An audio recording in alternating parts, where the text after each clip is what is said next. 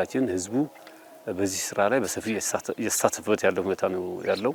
ይህንንም አጠናክረን እንቀጥላለን። ከማንኛውም የሀገራችን ክፍል በበለጠ ምናልባት በቆላማው አካባቢዎች የዚህ አይነት ፕሮግራም አስፈላጊነት ደግሞ ግልጽ ነው። ስለዚህ እነዚህ ነገሮችን ለማሻገር መትከል አለብን። ያንን ይዘን ነው እኛም ዘንድሮ ፕላን ያደረግነውና ትልቅ ለውጥ እናመጣለን የሚል እንቅስቃሴ ያደረግን ያለ ነው። ጥሩ መነሳሳት አለ። ህዝቡ ለምዷል። ትናንት የተከላቸው ባለፈው የተካልናቸው ችግኞች በአሁኑ ሰዓት ወደ ምግብነት ተቀይሮ ገበያ ላይ ናቸው። ወደ ብር ተቀይሯል። ሙዝ የተካልናቸው ሙዞች በአሁኑ ሰዓት ገበያ ላይ ነው። ወደ ገቢ ተቀይሯል ማለት ነው። ወደ ኑሮ እስከ መቀየር የሄዱበት ሁኔታዎች አሉና ስለዚህ አሁን ህዝቡ ለህዝቡ ነው እያስተማረ ያለው እና ይሄ ችግኝ መትከል ከአሁን በኋላ ባህል ማለት ነው። ምክንያቱም ለእኛ ደግሞ ለእንስሳት እርባታ ያለው ትርጉም ቀላል አይደለም። ለሰውም ያለው ትርጉም ቀላል አይደለም። ለሰውም ለእንስሳቱም ለአየር ንብረት መዛባትም መድኃኒት ነው።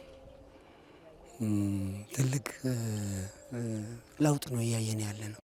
ፍሬያቸው ለኢኮኖሚ ጠቀሜታ የሚውሉ ዛፎችን ትኩረት ተደርጎ በመሰራቱ በአሁኑ ሰዓት በችግር ውስጥ ያሉ ማህበረሰቦች ያንን ወደ ገበያ ወስዶ ለራሳቸው ተጠቃሚ ሊሆኑ የሚችሉበት ሁኔታ እንዲፈጠር አድርጓል። በተለይ ደግሞ እነዚህ ዛፎች ፍሬያቸው በሚደርሱበት ጊዜ ለውጭ ገበያ በማቅረብ የሀገሪቷን ኢኮኖሚ የማሳደግ ስራ እየተሰራ ያለበት ሁኔታ እያየን ነው በሁሉም ክልሎች። ስለዚህ ይሄ ተጠናክሮ መቀጠል አለበት። ህብረተሰባችንም ይህንን አውቆ ወደ ተግባር በመግባቱ እንግዲህ በአሁኑ ሰዓት በሁሉም አካባቢዎች ፍሬዎች የማይታወቁባቸው የሚበሉ ፍሬዎች የማይታወቁባቸው አካባቢዎች ድረስ አመቱን ሙሉ በየዛፉ አይነት ፍሬዎች እየደረሱ ተጠቃሚ የሆኑ ያሉበት ሁኔታ አለ። የአረንጓዴ አሻራ መርሃ ግብር እንግዲህ ከመትከልም ባሻገር የኢኮኖሚ ጠቀሜታ በከፍተኛ ሁኔታ እየታየን ያለው በተለይም ኤክስፖርት የሚደረጉ የተለያዩ የምግብ ነክ ምርቶች ላይ ከፍተኛ ለውጥ እያመጣን ያለው የምግብ ዋስትናን ከማረጋገጥም ከፍተኛ እገዛ እያደረገ ይገኛል እና አሁን የምንሰራው ስራ ከደንም ባለፈ ነው፣ ከአካባቢ ጥበቃም ባለፈ ነውና አጠቃላይ ሀገራችን የጀመረችውን የብልጽግና ጉዞ ለማሳካት በከፍተኛ ደረጃ እገዛ የሚያደርግ ስራ እንደሆነ እምነት አለን።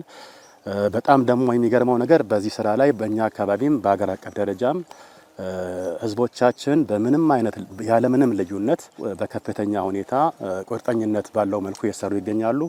እንግዲህ ዘንድሮም በዛው መልኩ እንደሚሰራና ያስቀመጥነው ግብ ደግሞ እንደሚሳካ ከፍተኛ እምነት አለኝ።